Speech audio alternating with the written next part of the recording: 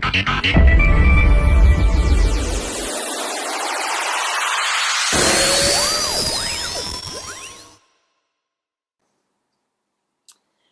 right, welcome everyone to Changemaker TV. I'm super excited to have a really great friend on the call today, Nathan Quinn. Welcome, Nath. Thanks for joining. Thanks, Judy. Great to be a part of it. Awesome. So Nathan Quinn is based in Melbourne in Australia, and we first met several years ago doing TRX training together. And it's been great to see Nathan's growth and the change that he's making in the world and the impact he's making in his industry, starting in education and then moving more along into high performance. So Nath, please, what else? Of course, other than that, you're also a father and just an incredible human being. So please share us a little bit more about your journey and how you've got to where you are today.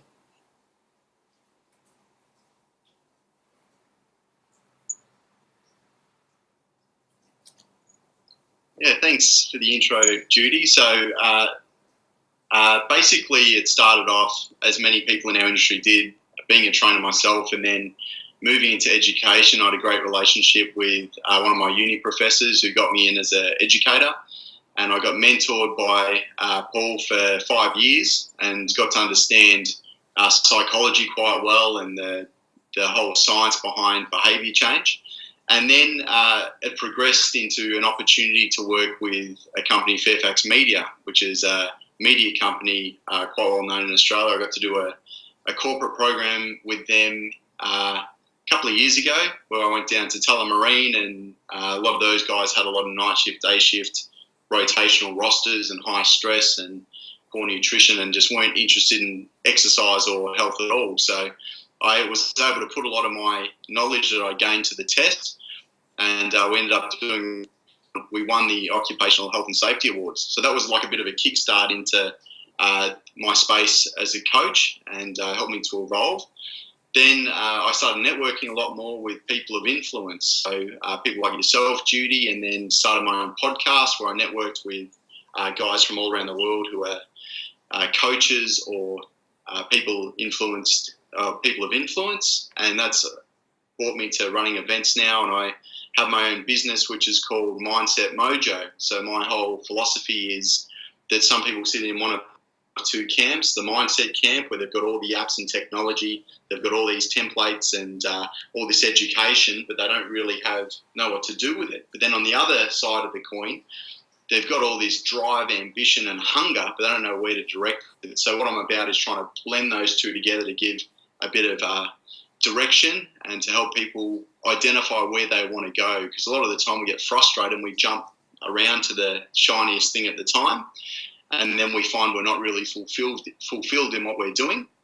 So that's been a really big thing for me. And also, as you mentioned, I'm a father of two now, and being a family man and a businessman can be a tough juggle, as you'd understand as well, Judy, in terms of putting enough time into your family life and having enough energy and time to excel in your professional life. So that's something that's been really rewarding for me, working over the last, in particular, last 12 months. Mindset Mojo's really excelled, and it's been a really exciting journey. So that's a bit of a snapshot. Oh, fantastic. It sounds incredible, and I love how it sounds like it's just been that journey of progression of from one thing to the other, and then sounds like then coming into and finding what it is that you're really passionate about in your business.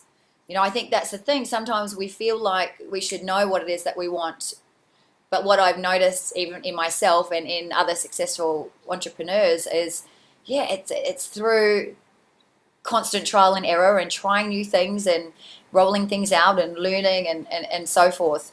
Is that kind of how it's been for you to get to what it is that you really get juiced up about? Definitely. I was very big on all the science and referencing for a while, but I found it didn't help me to communicate well. And with the whole vision side of things, what I found is sometimes people go, I want to be in this area, I want to be working in elite sports, a really common one with a lot of males in the health industry. They want to work with elite athletes or this team. And one of my colleagues, Mick Chiaviti, uses a term called chasing tracksuits. Like everyone just will do anything they can to wear this Australian strength coach jersey or this football or cricket jersey as being the best in the business. But what I found is sometimes asking questions around the type of people you want to be surrounded by, the type of place you want to be working, can sort of work out what people don't want. So sometimes people, if I say, Judy, tell me everything you want right now, sometimes it's hard to do because things change. But if you have a general direction as the kind of legacy you want to leave and the kind of growth you want to continue on with, you train the right people and you design that sort of occupation or passion that you enjoy. And it's funny how fast momentum builds when you get a bit more, not builds, not talking, stuck my word out there, builds when you start to have more clarity because you start talking about it a bit more and you attract people in and people help direct you on that path. Yeah. So that's been a huge thing for me in terms of helping people to get a bit more creative as to what they enjoy and the kind of people they want to be surrounded by. Sometimes you can be in a great environment in terms of what you're doing, but if the people around you stress you out and aren't the kind of individuals that you connect with, it can be a great stressor and it can create a lot of tension and frustration. And, you know, if you don't, one of my mentors over the years has been Richard Payne. He uses a term that I love that I use today. He says the dune is heavy in the morning. So you wake up and the dune is really heavy just to take those steps because you're not really sure what your direction is. So as soon as you get a bit more clarity there, the energy comes with it. Definitely. You've said some really great things that I want to kind of tap into. So let's go back to around Mindset Mojo. So you've got the two sides of basically knowledge and then taking action. Is that kind of what it is, that you're trying to bring those two things together? Because I think that's the thing that I've seen as well, and even in myself, having all this knowledge, knowing all of this really cool information, you know, and feeling almost like a lot of the times we don't know enough or we need to study more or learn more, but then that can hold us back. That can stop us, like you said, perhaps restrict us from building connection and communicating with people, or also taking action because we feel like I need to get more knowledge, I need to gain more information, and then we're just not doing anything. We're, you know, kind of stopped because we feel like we aren't there yet or whatever it might be. Yeah, 100%. So you got the knowledge element and then you got the drive and the passion element that goes with it. And some people, like I found, I used to get so frustrated. I used to definitely sit in the mojo space where I get such itchy feet and I couldn't sit still because I felt like I should be moving. I should be like progressing somewhere, but I felt like I was just kind of stagnant, going back and forth and not really taking any big steps. And then I was definitely doing that as well, like going to university and doing so many different courses, but then you just get more confused. Yeah. Because people would say, Judy, you'd be great in this area. Why don't you go give that a try? And you go, all right. And off you go over here and then off you go over there. And it just becomes this cycle of frustration. So I find so many of the men I work with are in the same boat. They've got so much passion and so much hunger to help people, but that hunger becomes their own worst enemy because they end up doing everything for free. They go, because I want to help people, you know, I can't charge for that. And building their own sort of profession around what they love, there's nothing more rewarding than seeing someone thrive. And, you know, a couple of guys I've been working with, I've learned a lot from now as well, and seeing where they've gone and how much change and influence they're having has been phenomenal. So definitely you're right on the money in terms of the knowledge and the passion element and trying to sort of bring those together. Good. And then, so is it men that you generally work with? Is that your target market? Yeah.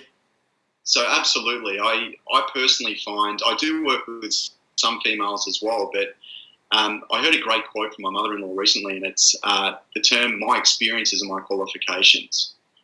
So my ability to relate to people, and a lot of people have gone through the same issues I have. Like I went and did an anger management course a couple of years ago not because I was violent, hitting tables and slamming doors or hitting people, but because of my own personal frustrations, I'd reflect them out and push them on other people. I could be really sarcastic and manipulative and like swearing and yelling.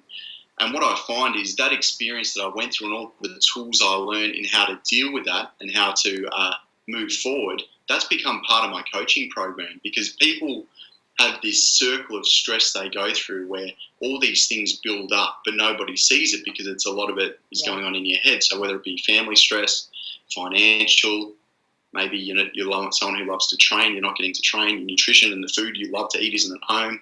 Yep. And then all it takes is one instance like, can you put the bins out tonight? And then all of a sudden you flip the table and you go off, you lose your marbles. And then people, geez, Judy really doesn't like putting the bins out, does she? Nothing to do with that. It's more about the build-up that happens. And after you explode, you try to justify it and say, if only you could communicate better with me and understand.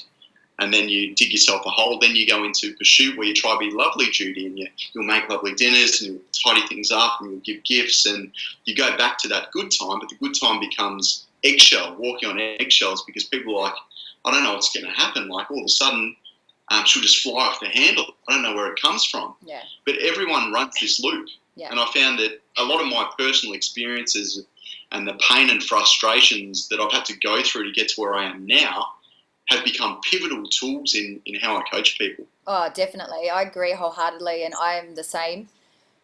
Just done a 3-month program, ontological base. So, it's all action based. It's applying what we speak, doing what we speak, having integrity. When we throw words out, actually doing what we say. And if we don't, calling ourselves out and saying, I didn't do it, I recommit, or, just saying that I didn't do it. Things like this, I totally agree. It's kind of like our apprenticeship, to get us where we are now. It's totally been through our life experiences that connects more to people than having the knowledge, because I could or you could as well tell people what to do and not actually having done that yourself, but to have lived it and breathed it and done it yourself and teach people that way, that's, I think personally, is such a much more authentic and well-rounded coach. So I love that you come from that place as well. Yeah, so that whole relatability thing is paramount. So being able to share experiences that open up and contextualize discussion. So I find in the past when I've gone through a lot of stress, going through a separation with my partner years ago, and, having a child involved was so stressful for me. And I went and saw a counsellor, I went and saw a psychologist trying to get my head together. But I found the old system of having someone sit there with a pen and pad and then going, right, Judy, tell me all your shit. What's going on with you? It's hard to really open up to someone you don't know. So I'm a big believer in what I call laws of exchange. So if I was to give some context as to the frustrations I went through and how it affected me, and then I was to reflect that and say, have you experienced that yourself? It's much easier to share. Whereas if someone sits there as the judge and you're the person down here, the communication doesn't flow. But as soon as you start evening the keel, you have other influence. Totally. So your experiences and your life story is often what attracts people to you. People who are going through something similar, or people who have similar frustrations. And a big one as well that I cover is, how do you manage conflict?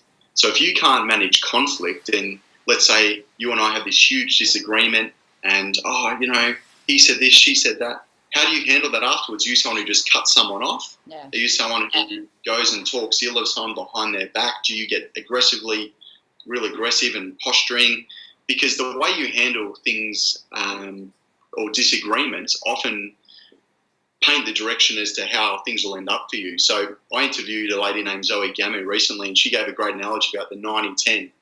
So 90% of Nathan is a great guy, really caring, really nice, really personable, and 10% of me is I'm a bastard. I'm ignorant, arrogant, and if you get me on that 10%, you won't like me. Yeah. But in terms of being successful, you need to be able to push through that 10% to be able to focus on the 90. But quite often, even in personal relationships, two people get together and, it's lovely, honeymoon period, one big argument, they're not right for me. No, that's it, all over. So being able to manage conflict and not to get too emotional about it is a cornerstone to moving forward professionally and personally. Because if you can't take on constructive criticism, or you're very fixed in your beliefs, often when people don't agree with you, you'll just end up cutting everyone away. And you'll end up being on your own. And that's a thing that's not really discussed much, but I find that is incredibly confronting and powerful. And when people identify those routines and habits that they've got, they can go, you know what, this has been a bit of a problem for me in the past. I need to start looking at other ways of expressing myself when that 10% scenario hits me. Yeah, definitely. And that's a key thing in also what I've been experiencing recently around kind of when you do have all of those different types of incidences with people where you kind of cut the tie, or, you know, not really communicated about what's really going on, or even apologized or forgave them or whatever, right? What in the teaching that I've been doing recently is that creates like an open loop, yeah, or like a spinning plate. So you've got all these spinning plates of, you know, there's energy that's actually still there because there's a lot of frustration or hatred or, you know, like anger or hurt around this. And so being able to actually clear that up, and it all comes down to communicating and conversation and understanding and acceptance and all these things. You know, is that something that you also teach, is to kind of rekindle that and tidy up those kinds of things? Or is it more of just the inner work and being kind of more complete within yourself around it? Absolutely. So identifying that there's issues is part of it, but then you have to have some strategies to move forward. So the communication piece is huge. Yeah. And in terms of some of the goal setting that we go through, it's not just looking at the big picture of, you know, whether it's a professional wanting to speak in an event or to make X amount of money or to live in a certain area. They're the common goals a lot of people set. But looking at what you need personally to give you energy and to be to have your passion and be able to give, because if you give all your energy to everyone else and you don't do anything for yourself, you'll just get frustrated and knock heads with everyone. Yeah. And a lot of people, like when I think about my own legacy from my mum and dad, my mum's very much, as long as everyone else around me is happy, I'm happy. Yeah. And that wears her down because she doesn't get anything for herself. So for me personally, if I go and I see live music and I'm eating well, I'm playing my guitar, I'm seeing friends and I'm laughing my head off, that puts a lot of energy into my own bucket that I can then, I've got more to give to others. Yeah. So in terms of the communication piece, a lot of men in particular aren't very good at talking to their partner and saying, you know, I need to do this for myself, because they'll come back and say, but my partner says we need to do more together. And it's just this tennis, like just hitting the ball back and forth and not getting anywhere. Yeah. So having a bit of a system or some tools around how to clean that up, because when your relationship gets better, you've got so much more energy rather than coming home and being like, oh my God, here we go again. Yeah. So the communication piece is huge, and sort of learning how to manage conflict and reschedule things when you can take the emotion out of it. So there's lots of different ways you can do that, and so it's just sort of presenting a few different tools and scenarios, and then you'd role play them. And it's so empowering because you're never taught how to argue, you're never taught how to handle a disagreement. You just usually copy what people you respect do. And if you've got someone who's real witty, who's real sarcastic, you'll probably do that. If you've got, you know, your dad's real aggressive and, you know, get postures up, that's probably something you're going to do as well. But until you're called on it, you don't realise the impact you have. So learning different tools and different ways of identifying what's going on can absolutely change the patterns that you're running. Definitely. So in terms of you were speaking about, you know, the way that I look at it is kind of like a core identity, which can be quite disempowering. And then we have like an empowered side of us as well, right? Kind of like the 90 you're talking about, is more of that empowered side. But then we always have this disempowered side of us, you know, in NLP, it's kind of like a limiting belief perhaps. And we'll kind of jump in and out of that. Yeah, like we go into it and we come out, we go into it. So it sounds like that's kind of a little bit about like the work that you do as well. How do you kind of work with your clients around staying in that 90% as much as possible, staying in that, working with that empowered part of us rather than letting the disempowered part take lead? So I think it's like I said before around the whole maturity thing, the maturity to be able to take on feedback. And if you defend and I like to use the term, some people are really self-righteous. So it doesn't matter what you say to me. I'll sit there with my arms crossed and I'll know better no matter what you say. So if that's the type of person coming through, when they send their application form, and I'll say, I'm not the right person for you, because it's just going to be ongoing headbutting. Yeah. But the way we tend to do it is at the beginning where we do a lot of the scoping and look at where all your thinkings come from and look at the direction you want to go.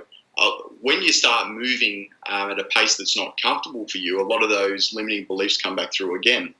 So to give an example, there was a guy I had earlier this week, and we were talking about some of the key targets to get him from A to B, and he goes, in the next 12, 18 months, I'd like to get here.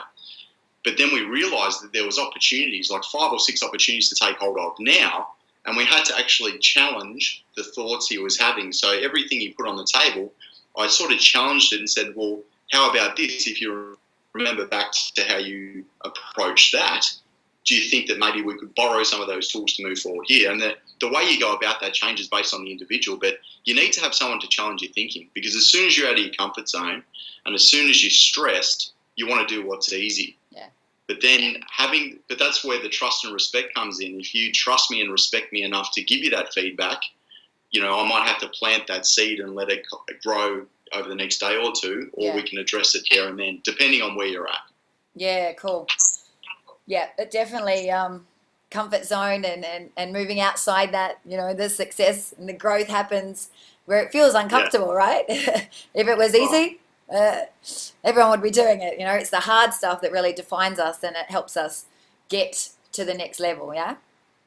Yeah, and that's one of the biggest benefits of the coaching I do is when I'm asking all these guys around me to take bigger steps, it forces me to go way beyond where they're at, because if you've got someone sitting across from you saying you should do X, Y, Z, but you don't tend to have the experience or the know-how to guide them, it doesn't have the same punch. Yeah. So you've got to constantly be doing things where people look at you and go, how the hell are you doing that? Because you have to be the embodiment of your message. That's right. So it helps me to constantly push that marker and get right out of my own personal comfort zone in order to grab the hands of the guys I'm working with and support them. Fantastic. Sounds awesome. I want to be your client. I'm sure you're an incredible coach. It sounds awesome. So anyone that's listening, I hope they feel the same thing. I'm sure they will. Thanks, Judy. So, all right. So let's talk about you a little bit more. Where does your inspiration come from to continue doing what you do and striving to be, the best version of yourself and grow your business? Yeah. So I think where it all came from, I had to sort of confront a few of my demons. Like I used to be really frustrated because when I grew up, my dad was always pushing me right out of my comfort zone. I hated it. Like pushing me to be fitter, pushing me to stronger, pushing me like nothing was good enough. That's how I felt. But then as I reflected, there's no way I'd have as much drive as I do today unless he pushed me, because the standard thing to do is do what's easy. And I wanted to just be a builder. Not that that's a bad thing, but I wanted to be a builder or a tradesperson. My dad wouldn't let me because he'd gone through a life of the grind, grinding the stone. So he really pushed me, and I've got this, it can be a good thing, but it can be a bad thing at the same time. Like I can't sit still. I always live each day as if it's my last. So if there's an opportunity, I'll take it and I'll push it faster than anyone else. Like sometimes some of my friends say to me and colleagues are like, as soon as you talk about something, you do it straight away. And the problem is that in the past, I'll push to something without having. So it's about balancing that and going, right, well, let's look at some other things that need to be ticked off first. But I think the passion comes from, I get a lot of personal satisfaction from growing. And when I feel like I've grown or changed, and you actually see patterns changing around you, it's great. And like often, it's funny, one of my friends, he says I ask good questions. He left me a voice message the other day, and he goes, and he's not a coach or anything, he's like, Nathan, what are 3 things you did today that are going to make you a better man tomorrow? And he takes the bit, but my friends know that I'm always challenging where they're at. And like a couple of the guys who are friends of mine say, oh, we'll put this website together. That's been like 18 months ago. So I'll constantly ask questions and say, where are you at with that? And I like seeing others succeed, but I think I have to succeed first to feel comfortable with showing them the pathway. Yeah. So I think, I don't know if that answers your question. Yeah, totally. So do you think it's kind of your wiring now to just be so driven, or is there something that you need to do every day to keep yourself in that state? Because I'm sure there's times when you can't be bothered and you just, like, is there a time when you're just feeling lazy and you just want to chill out? I mean. Yeah, so I find I can't sit and watch 3 movies on a couch. I just could not do it. Yeah. I just feel uncomfortable and I feel like I'm being naughty or something if I'm going to watch movies all day. So I think what happens with me is if I push the mark too hard, and I've used a lot of my, cerebral capacity and just put out so much and, use so much of my mental energy, this week was a huge one for me, probably too much, because I've had a full week. I worked last weekend as well. I haven't had any breaks. And then I was teaching yesterday and I started breaking down. I went to write functional on a whiteboard and I wrote Fram. And people were like, Fram?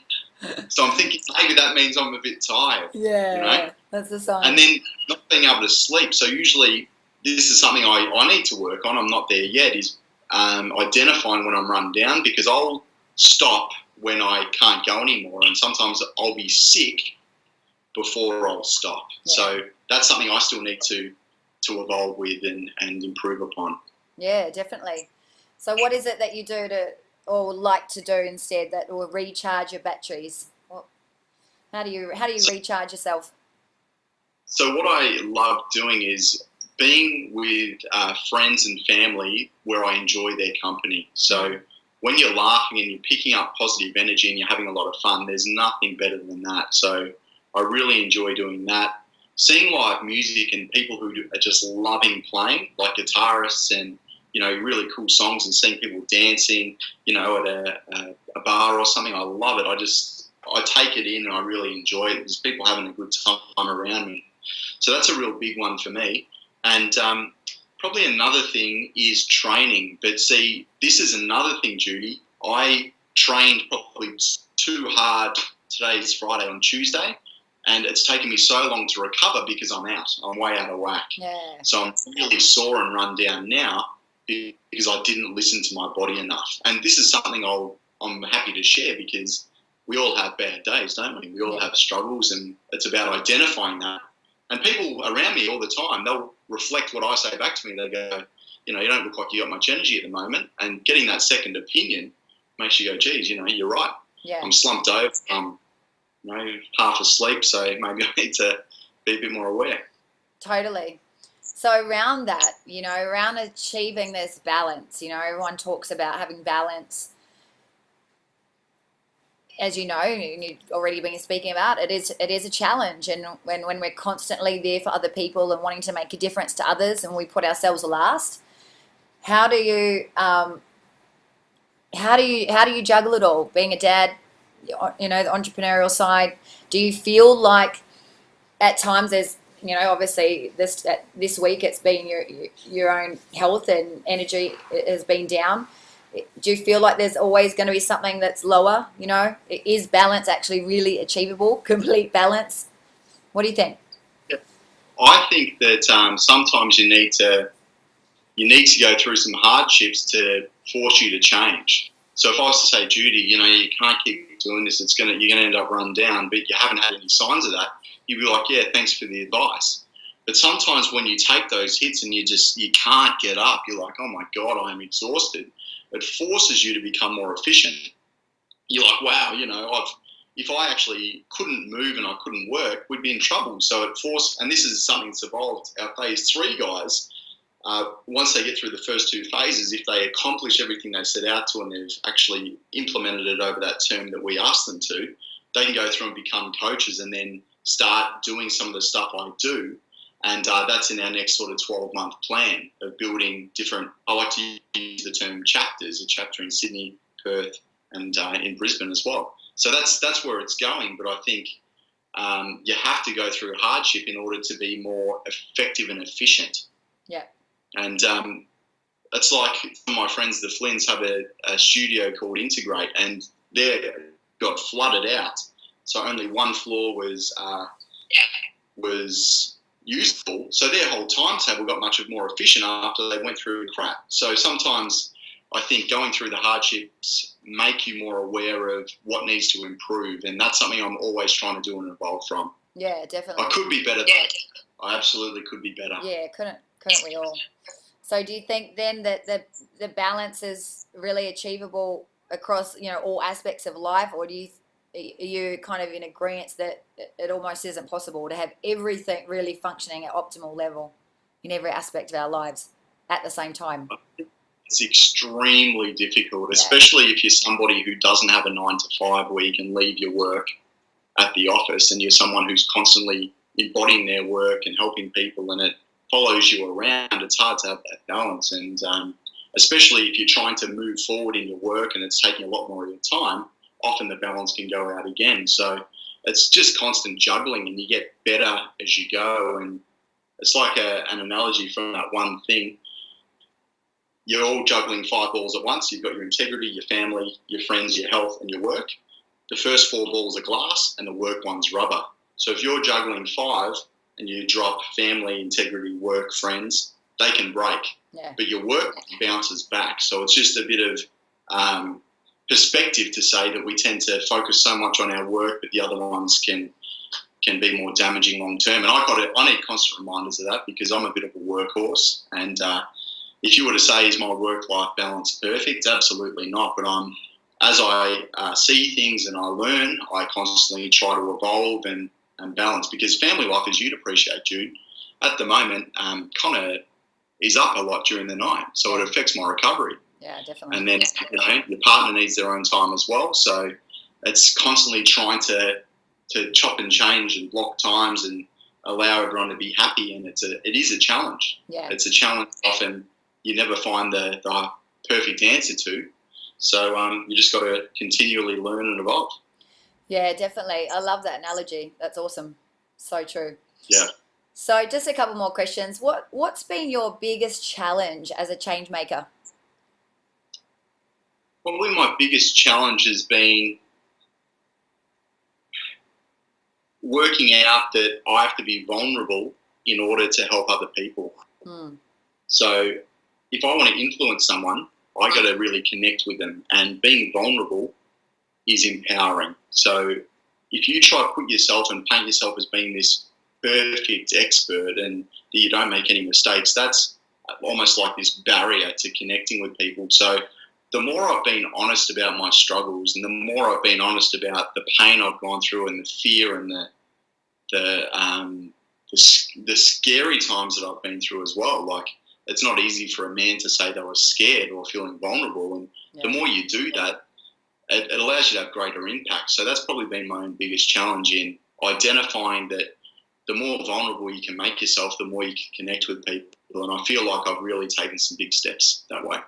Yeah, that's awesome. I really respect you for that. It does take a lot of guts, but it definitely is where the magic and the connection happens. That's awesome. Yeah.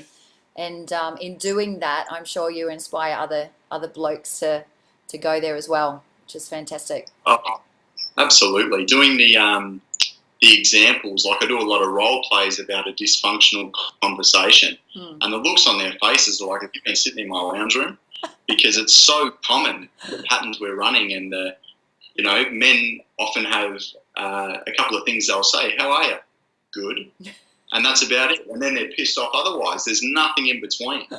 And that's something I still need to work on as well. It's a constant reminder for myself when I'm talking to other guys about it. So the coaching that I'm doing also is a great reinforcement tool for, when I'm losing my balance or I'm not communicating too well. Yeah, walking the talk. That's right. Being that living embodiment of what you're teaching. Yeah, good. And then finally, what's some advice that you would give, guys out there, girls out there who are wanting to make a change in their life? Like, what would be the biggest, piece of advice that you could give them? That's a great question, and it's difficult to answer in a sentence or two. So the greatest piece of advice is to have the courage to reach out to people. Yeah. Have that courage.